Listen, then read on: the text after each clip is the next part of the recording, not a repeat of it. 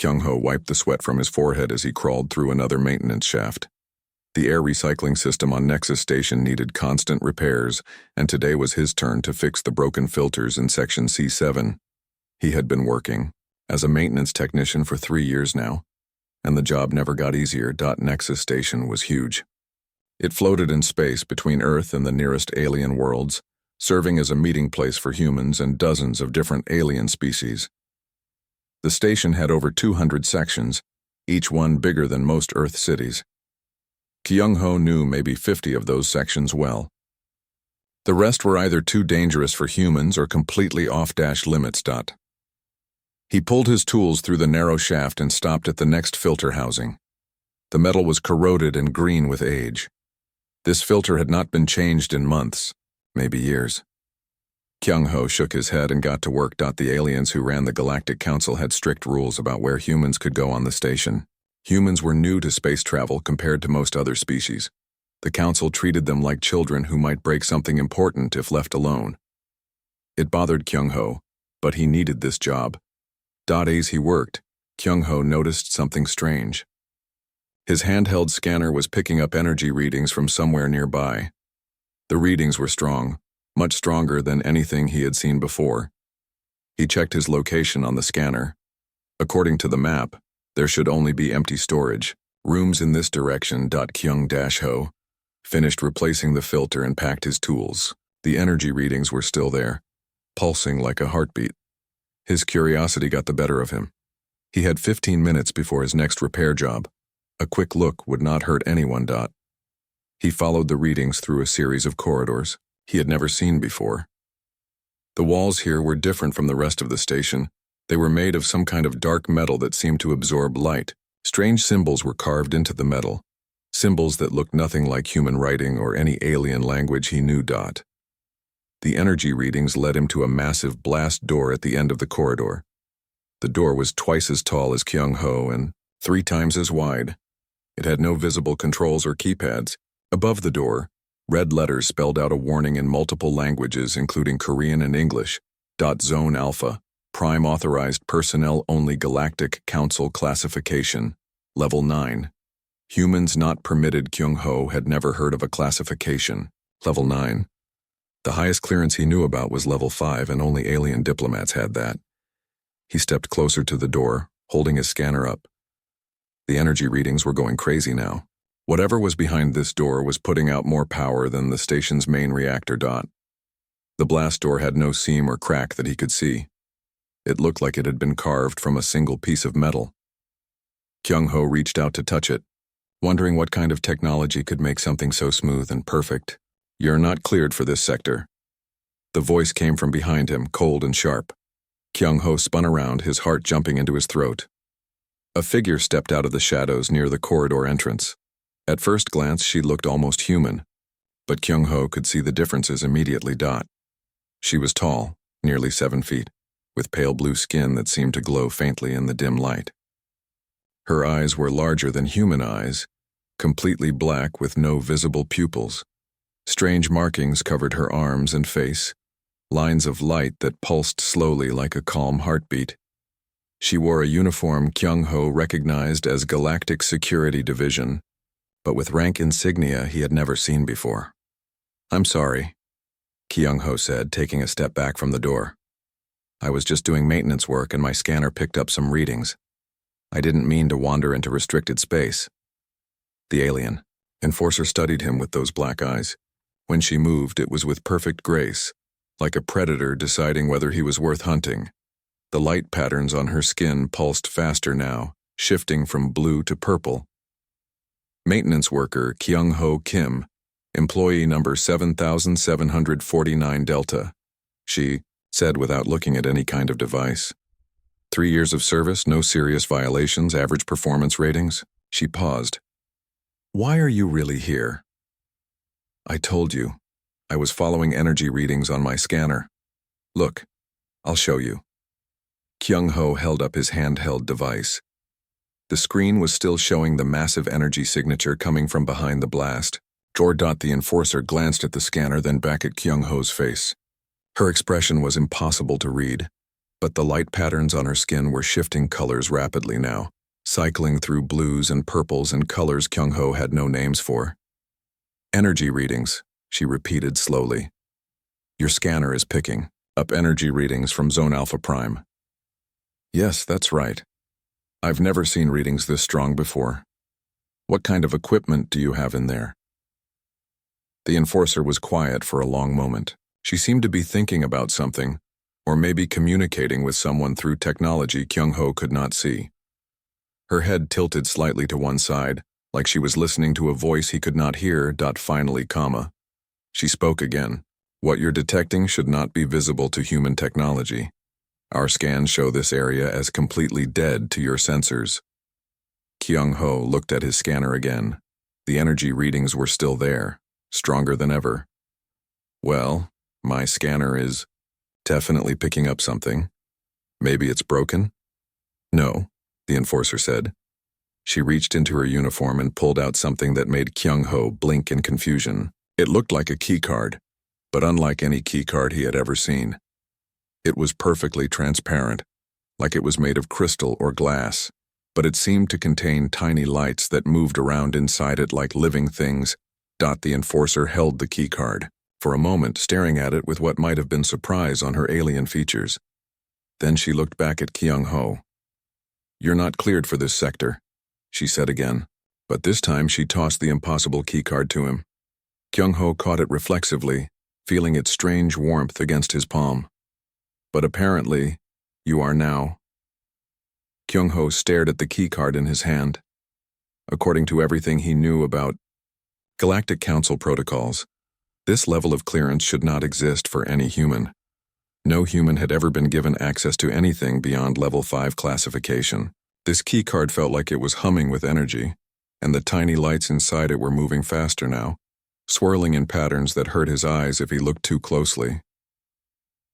I don't understand, he said. How is this possible? What's behind that door? The enforcer was already turning to leave. Over her shoulder, she said, use the keycard, maintenance worker Kim, but be prepared for your life to change completely. Then she was gone, vanishing into the shadows like she had never been there at all.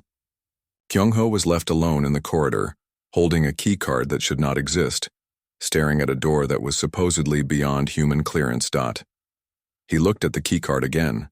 The lights inside it were pulsing in rhythm with his heartbeat now. Somehow he knew that if he used this keycard, there would be no going back to his simple life of fixing air filters and replacing broken equipment. But he also knew he had to find out what was behind that door. Kyung-ho stood in front of the massive blast door for 10 minutes, turning the strange keycard over in his hands. The tiny lights inside it continued to swirl and dance, moving faster whenever he thought about using it. He had never seen technology like this before. It felt warm against his skin, almost alive.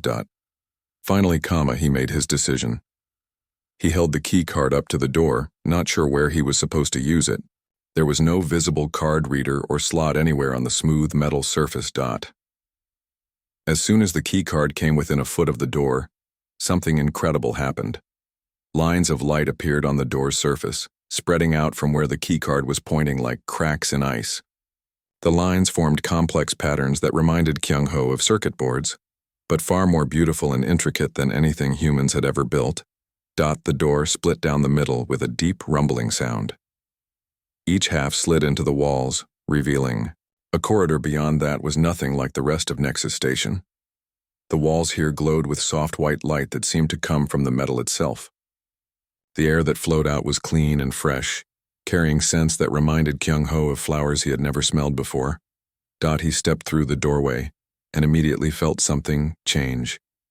The gravity here was slightly different, lighter, somehow. His footsteps echoed strangely, as if the corridor was much larger than it appeared. The keycard in his hand pulsed brighter, and he could swear he heard music so faint it might have been his imagination. The corridor led to another door, smaller than the first, but just as impressive. This one opened automatically as he approached. Beyond it was a vast chamber that took Kyung-ho's breath away. The room was enormous, at least 100 meters across and 50 meters high. The ceiling was transparent, showing the stars outside, but Kyung-ho could see that the stars were not quite right. They were brighter than they should be, and some of them seemed to be moving in slow, graceful patterns. But what really amazed him were the people working in the chamber. There were aliens he recognized, members of species he had seen around the station. But there were also humans. At least 20 humans, all wearing uniforms he had never seen before, working alongside the aliens at consoles and equipment that looked impossibly advanced. Kyung-ho. He turned toward the voice and saw a familiar face. Tae-min Park was walking toward him, grinning widely. Tae-min had been a scientist on Earth before coming to Nexus Station. Kyung-ho had shared meals with him in the human quarters, but he had not seen Tae-min in weeks. "What are you doing here?" Kyung-ho asked. "How did you get clearance for this place?" "Same way you did, I imagine," Tae-min said, pointing at the keycard in Kyung-ho's hand. "Though mine showed up in my quarters 3 months ago. Scared the life out of me when it just appeared on my desk while I was sleeping." "Appeared? You mean someone delivered it?" "No, I mean it appeared. 1 second my desk was empty. The next second there was a keycard sitting there glowing like a tiny star." Tae-min gestured around the chamber. "Welcome to the Threshold Initiative, my friend. Hope you're ready to learn that everything you thought you knew about humanity's place in the galaxy is completely wrong." Before Kyung-ho could ask what he meant, another voice called out to them. A woman was approaching, someone Kyung-ho recognized but had never spoken to. Yoon Seo-jung was the chief engineer for the entire station, one of the highest-ranking humans on Nexus. "So you're the new one," she said, looking Kyung-ho up and down. "A maintenance technician. Interesting choice." "Choice by who?" Kyung-ho asked. "What is this place? What's the Threshold Initiative?" Yoon Seo and Tae-min exchanged glances. Then Yoon Seo nodded toward a quieter corner of the chamber, away from the busy workstations. "Come on. Time you learned the truth about why humans are really here." They walked to a section of the chamber that was set up like a comfortable meeting area, with chairs that adjusted themselves to fit perfectly as soon as someone sat down. The walls here showed images that changed slowly, pictures of space and planets and things Kyung-ho could not identify. "Kyung-ho," Yoon Seo began, "what do you know about the Galactic Council's history?" "Just the basic stuff everyone knows. The Council formed about 5,000 years ago when the major species decided to work together instead of fighting wars. They've been exploring space and sharing technology ever since." "That's the simple version," Tae-min said. "The real story is more complicated. The Council formed because they found something that scared them. Something that made them realize they needed to work together to survive." One of the wall displays changed, showing what looked like archaeological dig sites on different planets. Ancient ruins, broken statues, collapsed buildings that were clearly not made by any current galactic species. "About 7,000 years ago," Yoon Seo continued, "exploration ships started finding ruins on planets all across the galaxy. Ruins left by a species that was more advanced than anything the Council had ever seen. They called this lost species the Architects. The Architects had technology that the Council still doesn't fully understand," Tae-min added. "But they also found something else at these sites. Evidence that the Architects didn't just disappear. Something destroyed them. Something from outside this galaxy." Kyung-ho felt a chill run down his spine. "Outside the galaxy? You mean like another species of aliens?" "Not exactly," Yoon Seo said. "The evidence suggests it was something that exists partially outside normal space and time. The Council calls it the consuming dark. It's like a virus that infects reality itself, unraveling the basic structure of existence wherever it spreads." The wall display changed again, showing star charts with vast empty regions marked in black. "These are areas where the consuming dark has already been," Tae-min explained. "Entire star systems just gone, not destroyed but erased, like they never existed at all." "But what does this have to do with humans?" Kyung-ho asked. "We've only been in space for a few decades." "That's where it gets really interesting," Yoon Seo said with a strange smile. "For thousands of years the Council has been studying architecty, ruins, trying to understand their technology. They've made some progress, but most of it remains inactive, like it's waiting for something. About 60 years ago, just before humans achieved spaceflight, something changed. Architect artifacts all across the galaxy started showing low-level activity. Nothing dramatic, just enough to catch the council's attention. Taemin leaned forward in his chair. Then humans arrived on the galactic scene and the activity increased. The council started testing very carefully and secretly. They discovered something incredible. Human brains are compatible with architect technology in ways that no other known species can match, Yunseo said. We can interface with their systems, activate their equipment, even understand their data in ways that other species cannot. Kyung-ho stared at them both. You're saying humans are special somehow? That we're the key to understanding this ancient technology? More than that, Taemin said. We think humans might be the key to stopping the consuming dark. The architects left their technology behind for a reason. They were preparing for something, building defenses against the thing that destroyed them. And those defenses can only be operated by minds that think like humans do, Yunseo added. The council has been secretly preparing for this for decades. They've been watching humanity, waiting for the right individuals to emerge.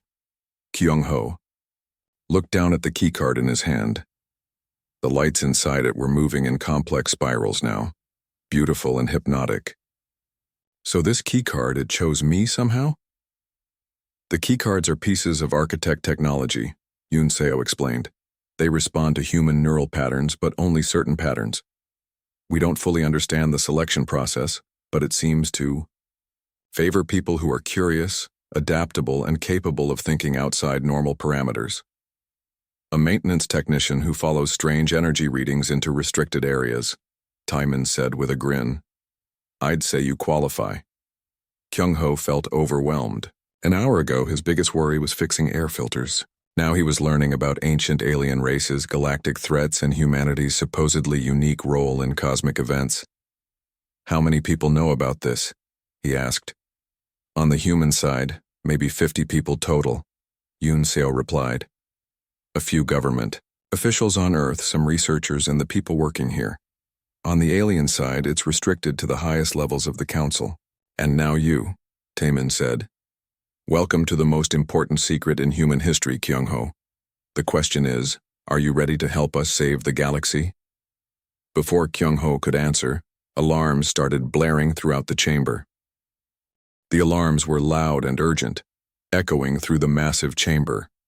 Red lights flashed along the walls, and the star display on the ceiling changed to show warning symbols in dozens of different alien languages. Kyung-ho could read the Korean and English warnings clearly. Priority alert, deep space detection. All personnel report to stations. Yoon-SEO jumped to her feet and ran toward one of the control stations. Taemin grabbed Kyung-ho's arm and pulled him along. Come on, you need to see this, he said over the noise of the alarms. They reached a large console where several humans and aliens were working frantically. The main screen showed a view of space that was mostly empty black, but even Kyung-ho could see something was wrong. At the edge of the display, space itself seemed to be bending and twisting in ways that hurt to look at. Report, Yunseo called out to a woman at the console. Long-range sensors picked up gravitational distortions at the galactic rim, the woman replied without looking away from her screen. The pattern matches theoretical models for consuming dark approach signatures. Kyung-ho felt his stomach drop. You mean it's coming here? Now? We knew this day would come eventually, said a familiar voice behind them. Kyung-ho turned to see the alien enforcer from the corridor, the one who had given him the keycard. Up close, he could see more details about her appearance. Her skin had a texture like polished stone, and the glowing markings covered more of her body than he had first noticed. Enforcer Hana, Yunseo said with obvious respect. What's the council's assessment? The distortions are consistent with advanced scouting patterns, Hana replied. We estimate 18 to 24 months before the main force arrives at populated systems. The time for preparation is over. The Threshold Initiative must become fully operational immediately. Taemin looked at Kyung-ho with a serious expression. Remember when I said you were ready to help save the galaxy? Well, that just became a lot more urgent. Hana approached Kyung-ho, her black eyes studying him intently. Maintenance worker Kim, you will need to undergo neural interface training immediately. There is no time for the gradual introduction we normally use. Neural interface? Kyung-ho asked. What does that mean exactly? It means we're going to connect your brain directly to architect technology, Yoon Seo explained. It's the only way to fully activate their systems, but I have to warn you, it's not without risks. Before Kyung-ho could ask about the risks, something strange started happening to him. The chamber around him began to flicker, like a television, with poor reception. For brief moments, he saw the room differently.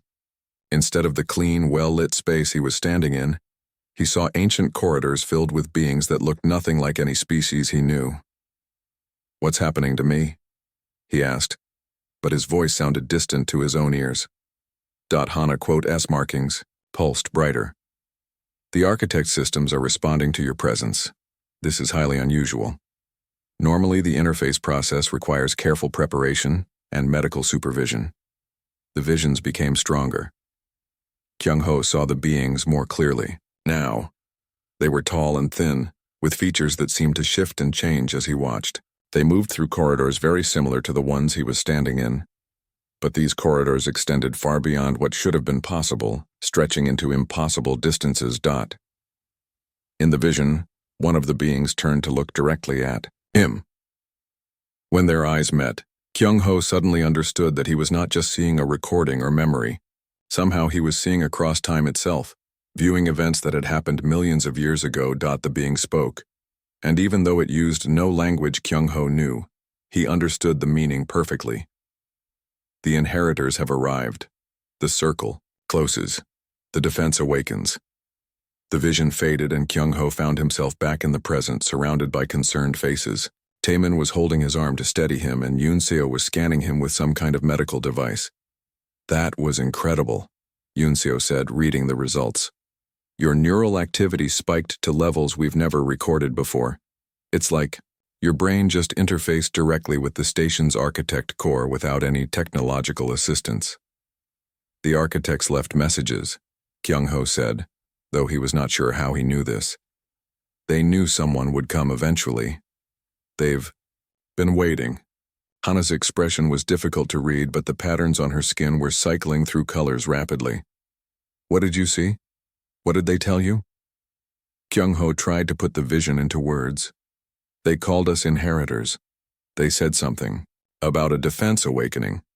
I think they knew about the consuming dark and they prepared for it.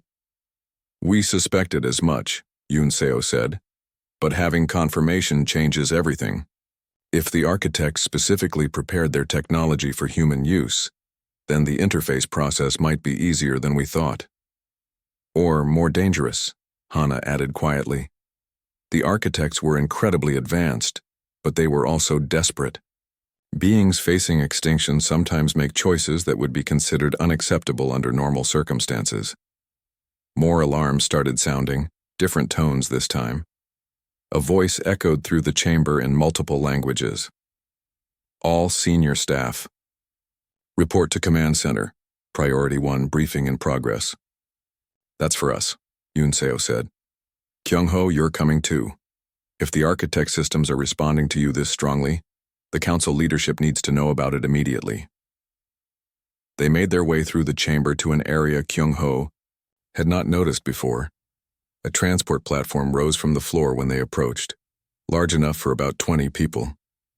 As soon as they stepped onto it, the platform began to move, carrying them upward through a shaft that seemed to go on forever. Where are we going? Kyung-ho asked. To the real command center, Taemin replied. What you saw down there was just the research level. The actual control systems for this operation are much deeper in the station. The platform came to a stop at what felt like the very center of Nexus Station. They stepped out into a spherical chamber with no clear floor or ceiling. The walls were transparent, showing space in all directions, but again the stars seemed brighter and more active than they should be.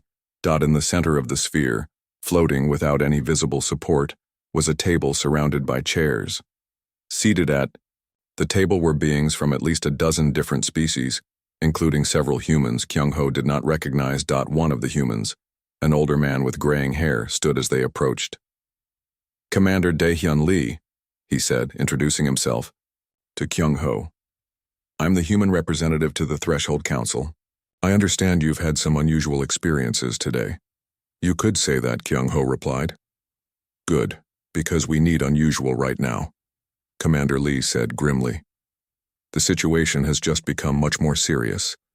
Take a seat and I'll bring you up to speed on what we're really facing. As Kyung-ho sat down at the impossible floating table, surrounded by aliens and humans who were apparently planning to save the galaxy, he realized his life as a simple maintenance technician was definitely over.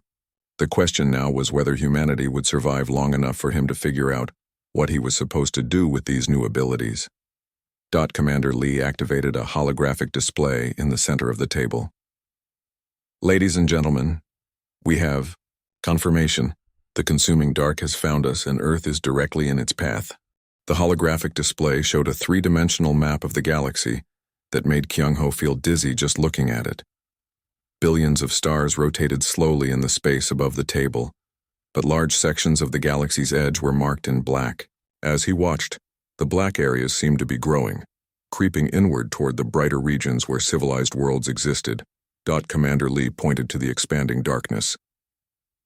Our deep space monitoring stations detected the first signs 6 hours ago. The consuming dark is moving faster than our worst projections suggested. Instead of 24 months, we may have as little as 18 months before it reaches the outer colonies. An alien with crystalline skin and too many arms spoke in a voice like breaking glass.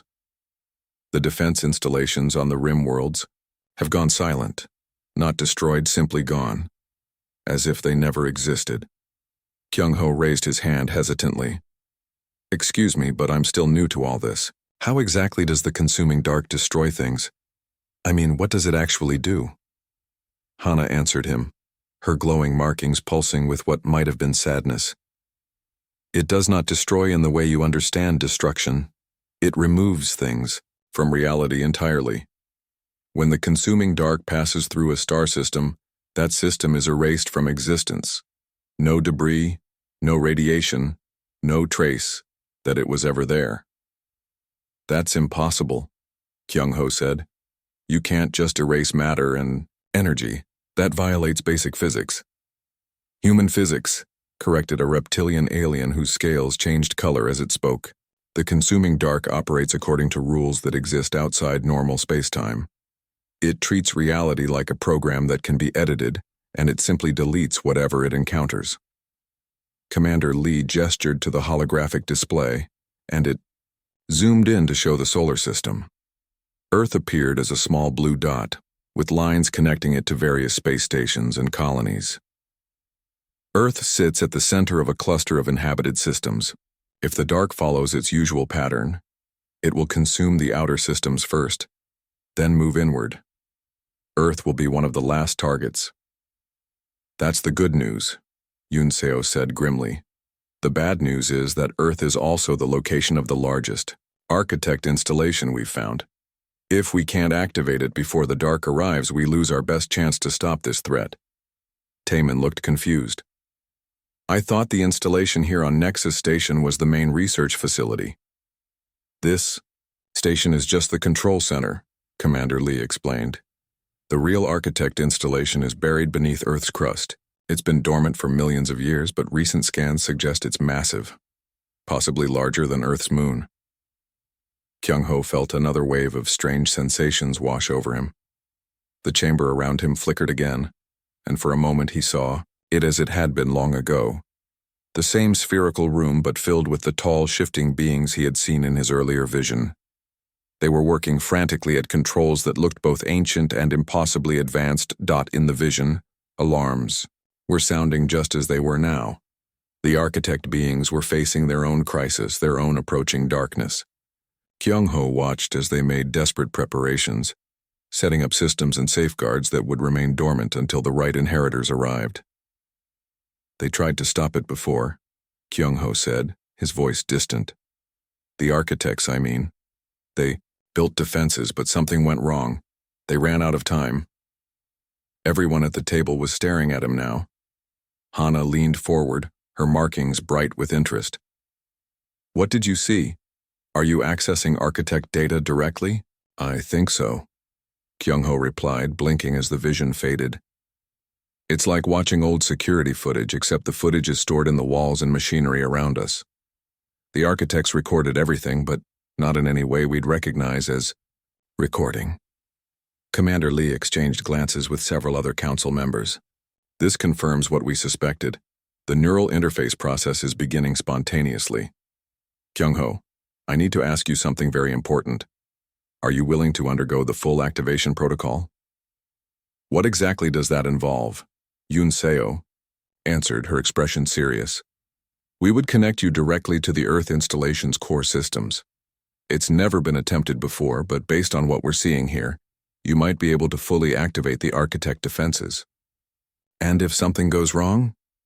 The process could fundamentally alter your brain structure, Hana said bluntly.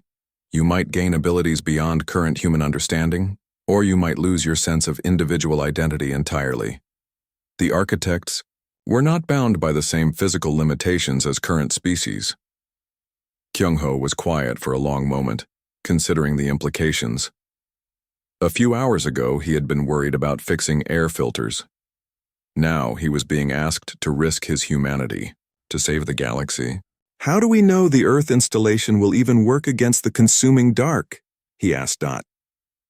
The crystalline alien spoke again. We do not know. But analysis of architect ruins suggests their technology operates on similar principles to the dark itself. If anything can affect something that exists partially outside reality, it would be architect systems.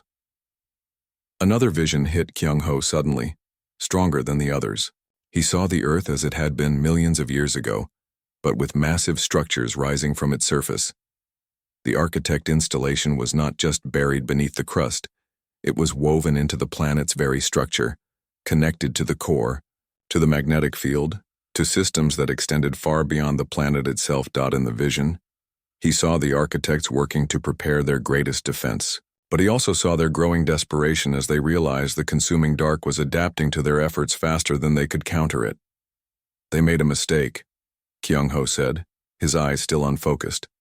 The architects tried to fight the dark using pure logic, predictable responses. That's why they failed. The dark learned to counter every logical defense they created. What are you suggesting? Commander Lee asked. Humans don't think purely logically, Kyung-ho replied, the understanding coming to him as he spoke. We make intuitive leaps, emotional decisions, chaotic choices that even we can't predict sometimes. Maybe that's why the architect systems respond to us. Maybe they need that unpredictability. Hana's markings were cycling through colors rapidly now. The architects were beings of pure reason and logic. If their technology requires chaotic, unpredictable thinking to function properly, then humans might be the only species that can operate it effectively, Yoon Seo finished. Our supposed weaknesses could be our greatest strength. The holographic display changed again, showing new data streaming in from deep space sensors. The black regions representing the consuming dark were definitely growing faster now, consuming star systems at an accelerating rate. Decision time, Commander Lee said. Kyung-ho, we need an answer. Will you attempt the full neural interface with the Earth installation? Kyung-ho looked around the table at the faces of humans and aliens who were all depending on him to make an impossible choice. He thought about his simple life as a maintenance worker, about the safety and predictability he would be giving up. Then he thought about Earth, about the billions of people who had no idea their entire reality was about to be erased from existence. When do we start? He asked. Commander Lee smiled for the first time since Kyung-ho had met him. We leave for Earth immediately. The transport is already being prepared. As the council meeting dissolved into urgent planning discussions, Taiman pulled Kyung-ho aside. Are you sure about this? There's no going back once the interface process begins. I'm not sure about anything, Kyung-ho replied honestly. But I keep having these visions, and in every one of them I can see what happens if we do nothing. The dark doesn't just erase matter and energy, it erases memory, history, the very fact that we ever existed at all. He looked out through the transparent walls at the stars, wondering which of them were already gone, consumed by something that defied understanding. Besides, he added with a weak smile, how hard can it be? I've been fixing broken things my whole life. Maybe it's time to try fixing something really important. The journey to Earth took 3 days aboard a ship unlike anything Kyung-ho had ever seen. It was architect technology, activated specifically for this mission, and it moved through space in ways that made his head hurt to think about. Instead of traveling in a straight line, the ship seemed to fold space around itself, making the trip to Earth feel like a gentle fall through dimensions he could not name. During the journey, Kyung-ho underwent preparation for the neural interface procedure. Medical scanners mapped every neuron in his brain, while alien doctors worked alongside human scientists to understand exactly how his mind interfaced with architect technology. Your brain activity is completely unique, Dr. Nari Kim told him, as she reviewed the scan results. She was one of the few human neuroscientists cleared for the project, and she had been studying architect-human interfaces for 5 years. Unique how? Kyung-ho asked, looking at the swirling patterns on her screen that supposedly represented his thoughts.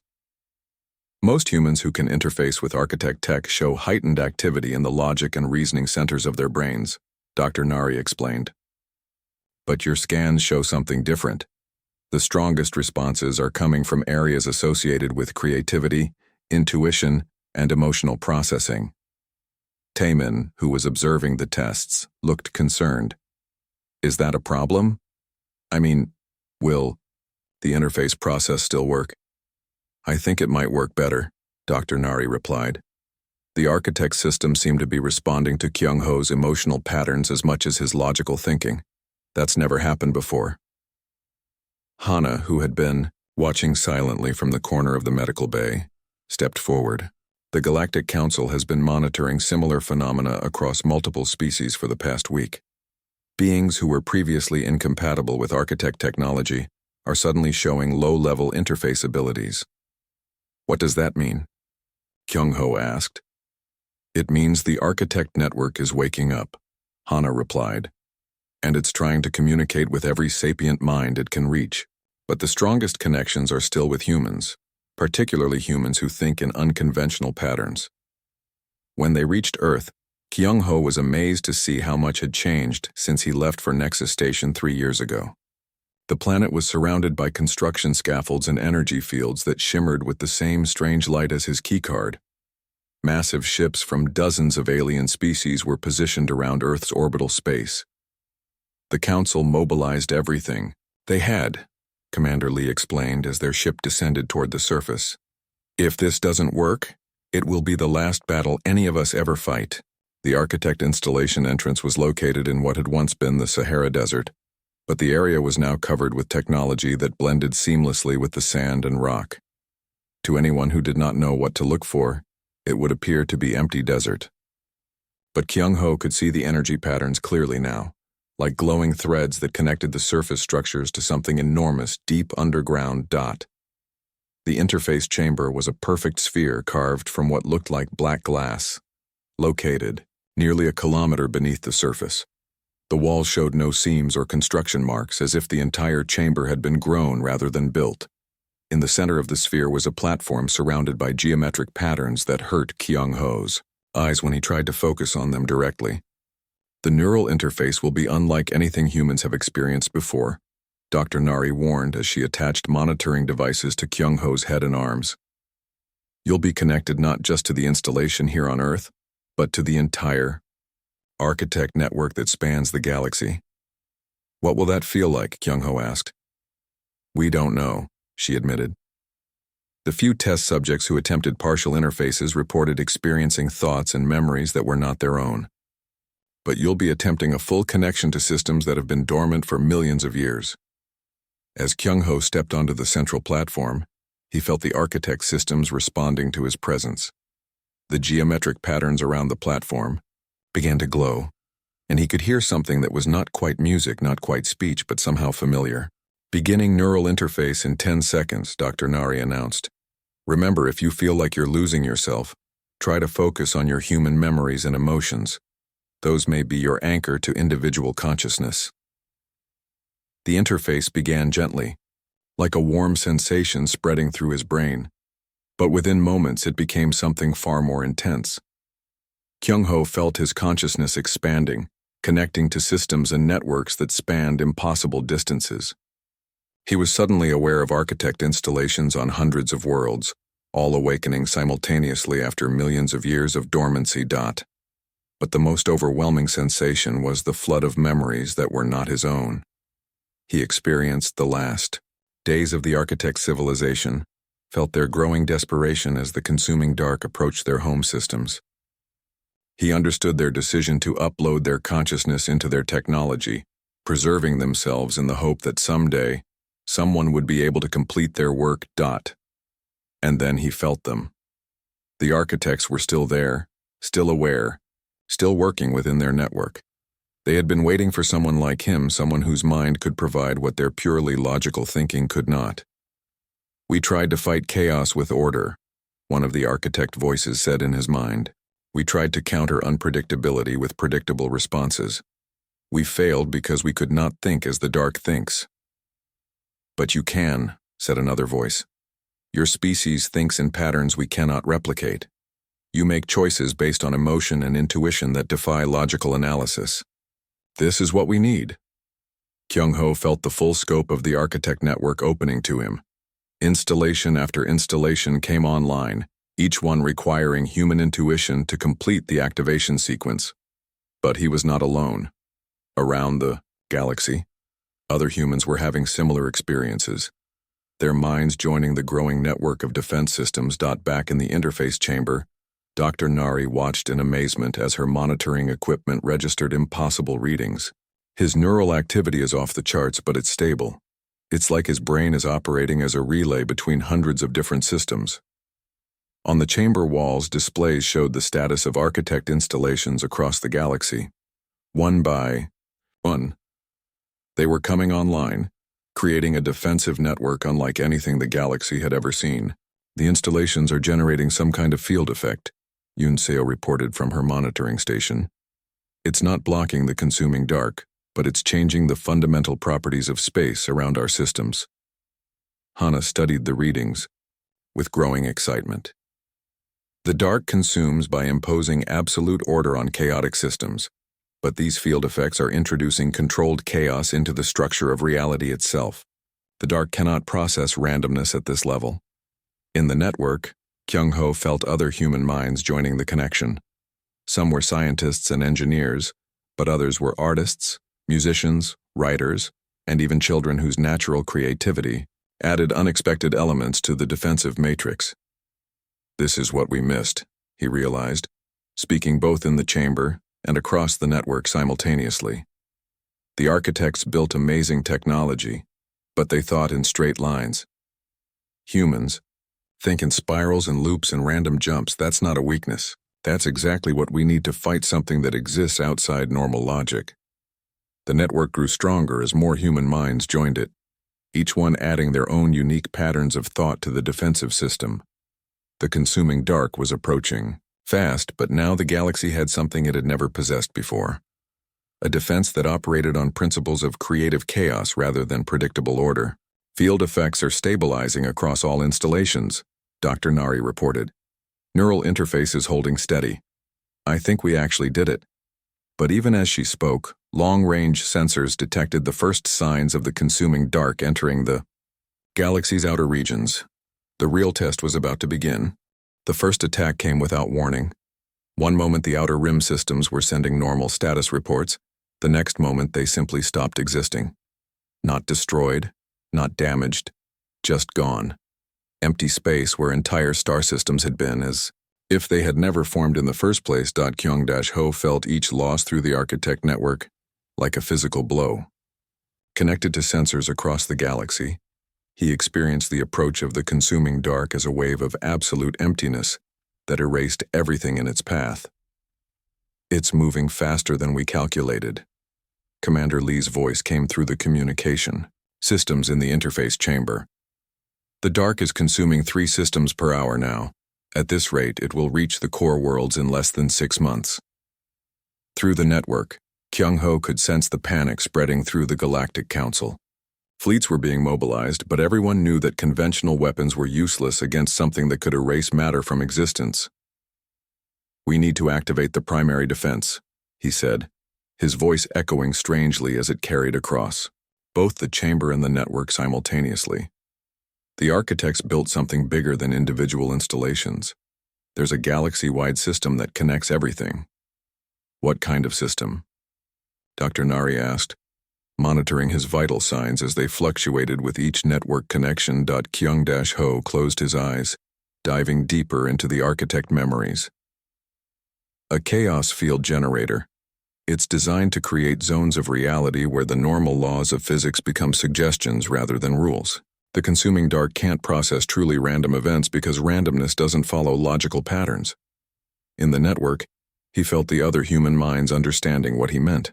A child named Minju in Seoul was giggling as she imagined impossible flowers that bloomed in 17 dimensions.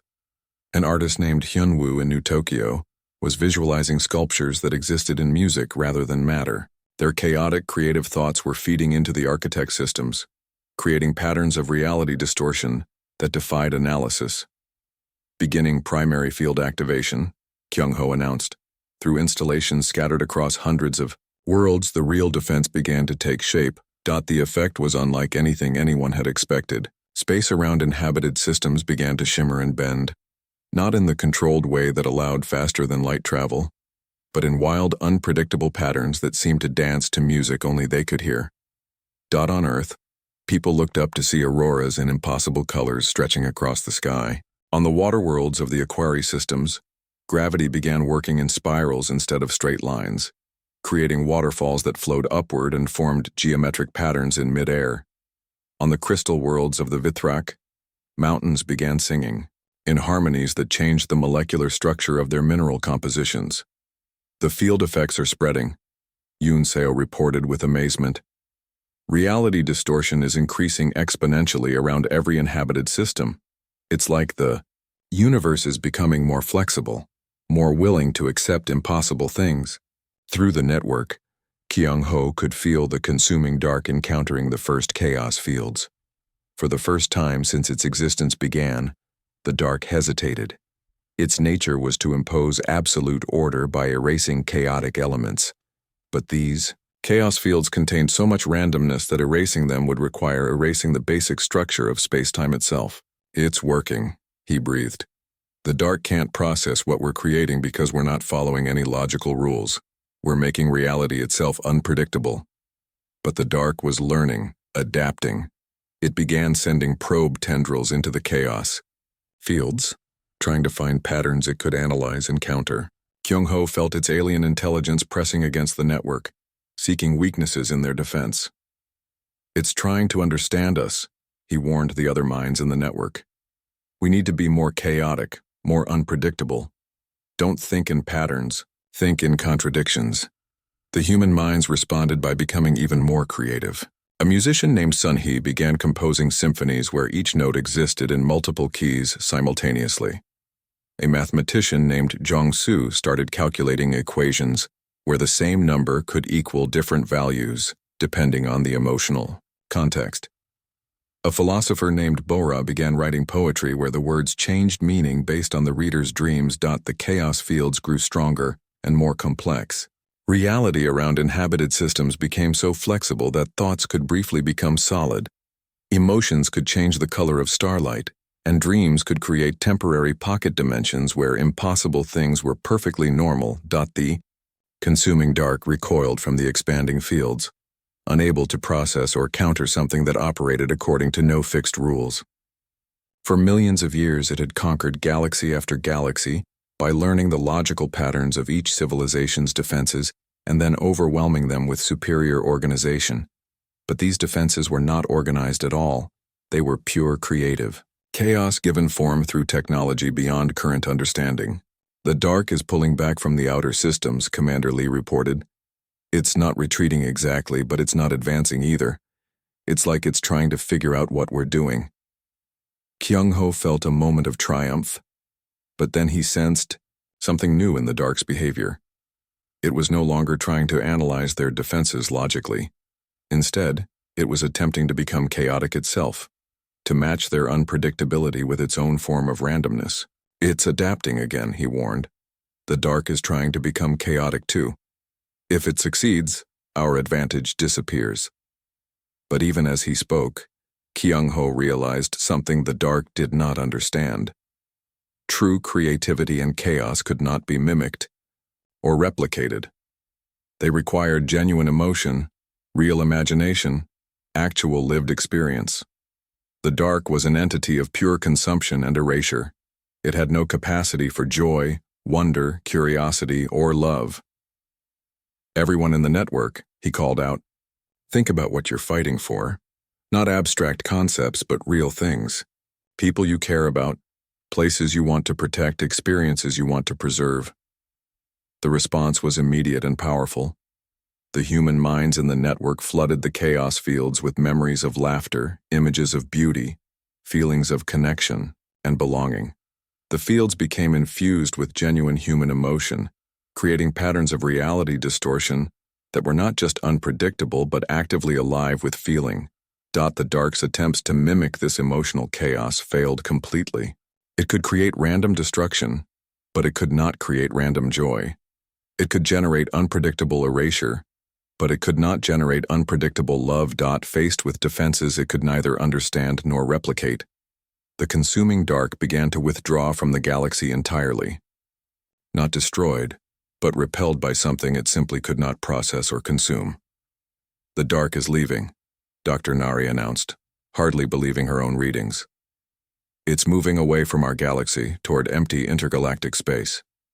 Through the network, Kyung-ho felt the collective relief of billions of minds as the immediate threat receded. But he also felt something else. The chaos fields were not dissipating. They had become a permanent part of reality around inhabited systems, creating zones where creativity and imagination had actual physical force. Children across the galaxy discovered they could make drawings that came to life for brief moments. Artists found their work could change the weather or make flowers bloom in new colors. Musicians learned that their melodies could heal injuries or ease emotional pain. We didn't just save the galaxy, Kyung-ho realized, speaking to everyone, connected to the network. We changed it. We made imagination itself a part of the structure of reality. In the interface chamber, he slowly opened his eyes and smiled at Dr. Nari, Yoon Seo, and the others who had been monitoring the process. The procedure is complete. The network is stable. And I think I'm still human. Just a human who's connected to something much larger. Commander Lee's voice came through the communications with obvious relief. Status report from all systems. The consuming dark has left our galaxy and shows no signs of returning. The chaos fields are maintaining stability. All architect installations remain online and responsive. Hana appeared in the chamber, her bioluminescent markings now pulsing in patterns that seemed almost musical. The Galactic Council wishes to thank humanity for their service to all sapient species. You have given us something we never knew we needed. The ability to make our universe more alive, more creative, more wonderful. As Kyung-ho was helped down from the interface platform, still connected to the network, but no longer actively controlling it, he thought about how much had changed since he had been fixing air filters on Nexus Station. He was no longer just a maintenance worker. He was part of something that spanned the galaxy, a living network of creativity and imagination that would protect inhabited worlds from threats that purely logical thinking could never counter. So what happens now? Taemin asked, as the medical team ran final checks on Kyung-ho's condition. Now we learn to live in a universe where the impossible happens regularly, Kyung-ho replied with a grin, where children's dreams can change the laws of physics, where art can heal worlds, and where the power of human imagination is quite literally woven into the fabric of space and time. He looked around at the faces of his friends and colleagues, human and alien alike, and realized that they had all been changed by